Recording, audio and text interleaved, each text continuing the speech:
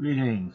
This is Griff Ruby, the Nostalgic Catholic, with another Touched by an Angel episode. And this picture here kind of represents a theme of this one. Our episode is for Fallen Angela, the third regular production one filmed, but the fourth to be broadcast. And you see them here on the water, and you can see that Mike is looking very apprehensive. I guess they've forgotten that in the original Lost pilot, she had fallen into the sea and had to wash up on the shore. I guess that's totally left behind. Well, what are they on, first of all? This is kind of a weird shot. They're on the water, floating in Tess's big red Cadillac.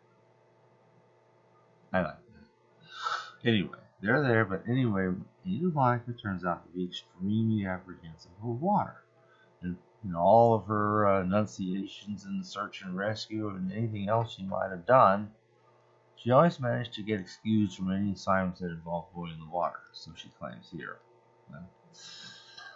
Anyway, we'll hear about that a little later, because I would say more than anything else, the subject of this is about fear and courage. Monica's afraid of the water, and we'll introduce another couple here. Now, this man, Evans, is running for senator. He wants to be in Congress. Okay, well, he has that right, and that's what he's trying to do. His wife there, looking on, very admiringly and so forth, helps him in many ways. One thing she will not do, however, is be seen with him. And it all seems kind of odd and mysterious. But meanwhile, Monica moves into a vacant house next door, and they become neighbors and instant friends.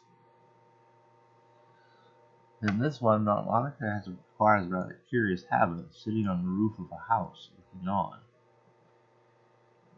You haven't seen that before. We will occasionally see that as we go down through the years. It's not a major motif, but it does sometimes give one a rather interesting perspective on things. As she's sitting on that roof, she looks down and sees this creepy guy pull up the car, blow a little whistle as this girl's getting out of hers, and suddenly she comes running down to him. And they're talking. Monica's thinking, what, are they having some kind of secret affair? Is this her problem? Oh, that life could be so simple. Well, this guy has a habit, let's get a better look at him. This guy has a habit of turning up in all sorts of places. She has no control over when he shows up or how or anything else. He'll just show up and say, I need money. And she'll say, oh, I have to give it to you, don't I? Why is she so afraid? She shouldn't be. But for the time being, she is afraid. He is seen at some public affair. Her husband is giving a little speech. Having seen the guy does this little neek, and next thing you know, she has to follow him to one of the rooms in this hotel or whatever, until she hopes nobody sees her. The door closes, and actually Monica turns out to be right where he saw him just outside the door, but I didn't bother to capture that image. And he starts hassling her for money. He was slapping her about because I can do anything I want. You're mine.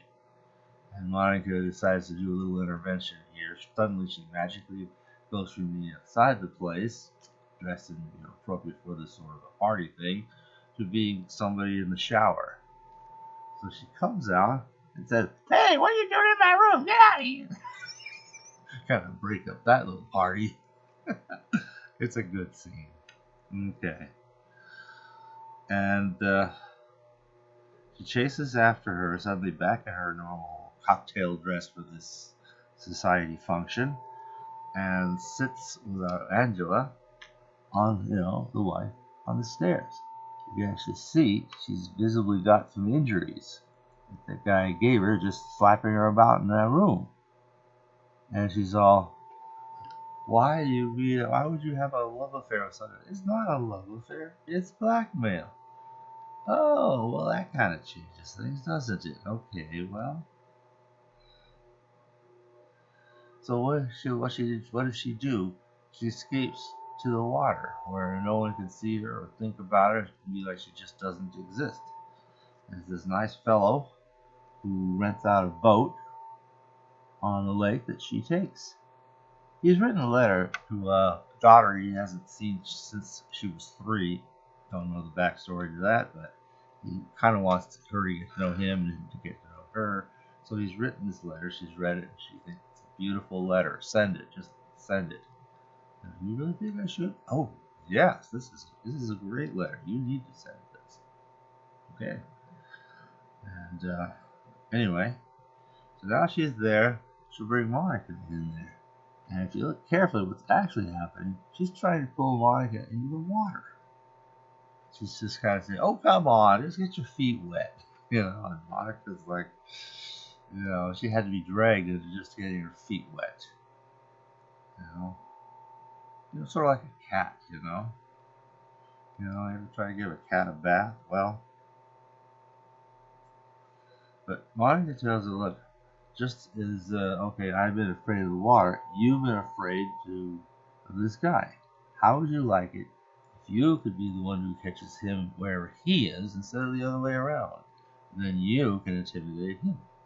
Okay, good idea. Turns out he's on a golf course. She shows up just in time to say, "Hey, you," mess up his golf shot, and turn out to be right there. No more. I'm not going to be bossed around by you anymore. I don't know why I've been so stupid for all this time, but I'm done. You can say whatever the hell you damn well please, and I can say it's all a lie. And that's all. So, wooey gooey to you. I'm going on my way. And then comes the proverbial blackmail scene here. It's like he pulls out a little yellow envelope, and there's a picture inside, and she sees it. Oh! Well, okay. She had a bit of an unsavory career trying to raise money for her college education. And now, and this guy had been involved in fostering that career, and then also in taking pictures just in case they might prove profitable, or maybe because he enjoys looking at them, who knows. So she's like, "Oh man, he's got me." Anybody ever heard Photoshop? It's still your word against it. Look at this, I got pictures. Oh yeah, it's a good Photoshop. You can, in this situation, it's perfectly reasonable and proper to say that. Even if, strictly speaking, that you could call it a lie because it isn't factually correct. But this is an area where, factualness isn't really called for, legitimately. But at any rate, suddenly she's all afraid all over again, and what's she gonna do? So she goes next door. Monica offers her a cup of coffee, which she's suddenly realizing she has no idea how to make. There's a little can of it. She's looking at it like, what do I do now? She likes to drink it, she's discovered, but she still doesn't know how to prepare it. So he's just saying, "Oh, you just gotta have the guts to face this." Well, here's the problem. All this money that the guy's been extorting from her is going to show up in the accounting.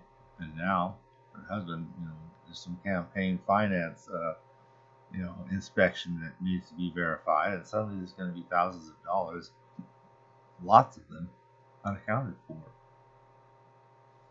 And now, there's nothing you can do, but it can come out that this lady is why. This lady's problem because of the guy is why. So she's ready to go kill herself. Now we see bringing in Adam.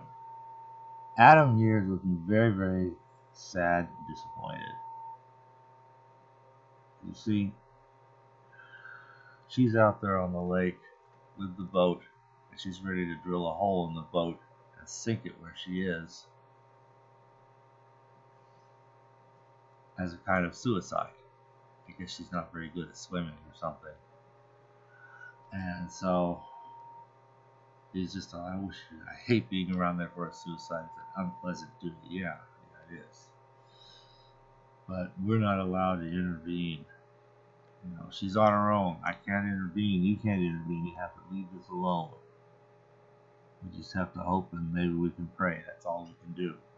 So look out there, you see, both look pretty worried here, don't they? They really care about her. So she is starting to sink. Now, Monica kind of cheats a little bit. She there's a little focus on her eye, and suddenly she has this little power to do a little something, cause her to see sort of like ghost of Christmas future sort of scenes where I don't know what happened to him. Last I knew, he didn't leave his money to me. People talking about Scrooge and because he just died, you see. And so she's suddenly seeing Tess having to tell this little boy from like a kindergarten class she teaches and volunteers at. That sorry, she's gone a long ways away. You're washing it? Oh no, much further than that. Much further. And she's all heartbroken, realizing all the stuff that's in her life that's worthwhile and now not going to be further or completed.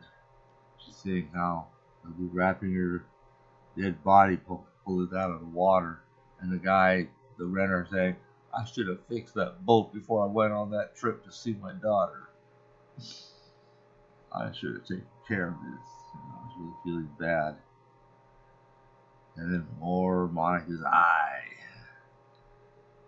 Then she shows him one more thing. Not just the tragic stuff, but the stuff to really piss you off. You got a mission now. And you're going to get out of this alive just to fulfill that mission, even if you don't survive. And everything else that matters to you is lost. She sees the news where this character is on there, gloating over that. Well, I talked about her problems lots of times, and I keep encouraging her to, open up and share this, but, I guess she just decided to go the wrong way, he's crowing about it. And, no, nothing like, that guy is owed some serious negative karma, so to speak.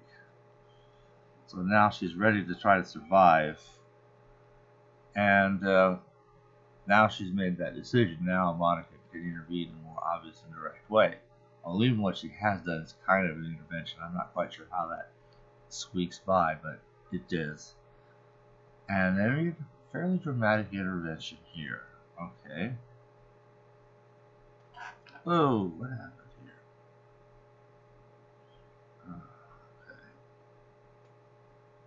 Okay. She's in the water. A log floats towards her somehow. It's all right. It turns into Monica's hand. I've got you. Now we get the glow.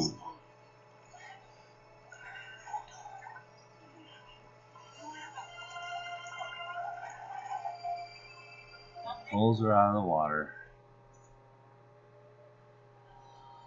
So, now we get another glimpse of Monica's glow, and it's still kind of strong and kind of pulsating,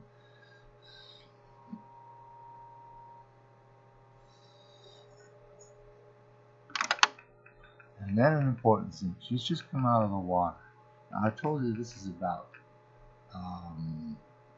bravery and courage, and it's kind of interesting. Both sides, Monica and Angela, have discovered courage in different ways, but it's really interesting that both have found it. So let's look at how Monica found her courage. I knew there was something about you. Something so strong. Something so fearless.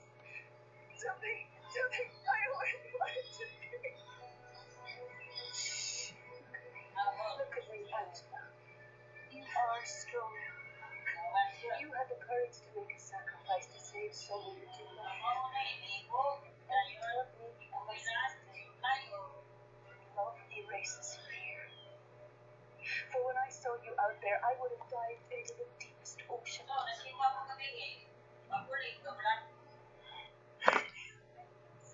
So, when I saw you out there, I would have dived to the bottom of the deepest ocean to help you. And she doesn't even like to get her feet wet. That's how love is the real source of courage. You say, you do something not because you're some bravado or whatever.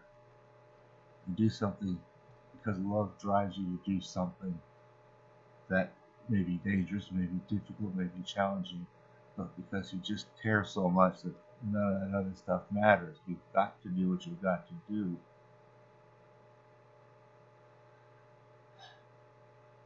And that's how courage comes about. But Angela found a kind of interesting source of courage of her own, which is also kind of interesting. There was something about spelling. No, actually, I don't. All of a sudden, there's a whole lot more. There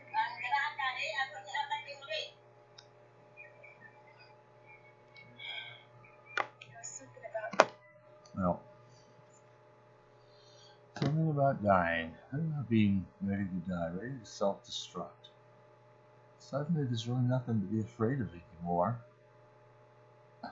What can they do? Kill you? You're already ready to die.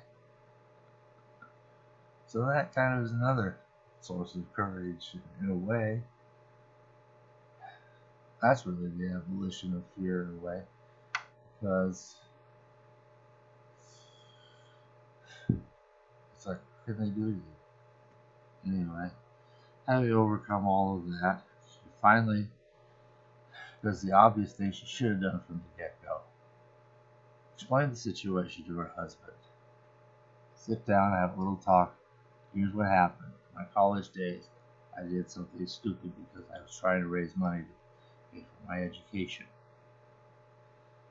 So the guy says, well, I'm sorry you went through all that. And, I don't love you any the less for having done what you had to do. So they could go out. And right there now, you see together in their campaign, as they and she finally explained, here's what it's been all about. So now, there's nothing the guy can come out with. Show the pictures. All it does is show what you're made of, and then, the guy will just disappear, crawl into the woodwork, and cease to be of any further significance. So they live happily ever after. Like I said, this whole thing of discovering courage, though, is to me truly fascinating, and I think the one aspect of this episode that really stands out for me. For me, if somebody were to come up with some yellow envelope and say, I'll release this, if you don't give me money, I'd just say, release it. I'd throw it away sight unseen. I don't care what's in there, anybody can put in anything like that. I really don't. I don't even have to know or care. I don't care. Go ahead, I have to think of the other one where the policeman is interviewing somebody they've decided to consider a suspect.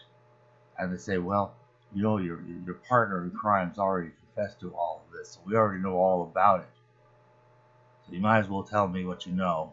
Tell me about your involvement. That's supposed to make the guy go, oh, well, it's all known. I might as well give you my side of the story.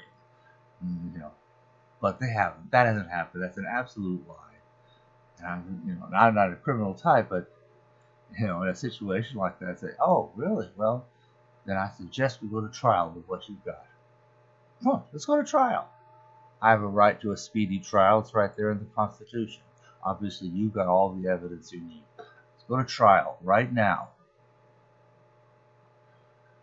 Yeah. So, there's just nothing like knowing you're in a position of strength. People being intimidated. Anyway, it's a really good episode. Again, the angels get a little interventionist, a lot more than they would normally get in most ordinary people's lives. But,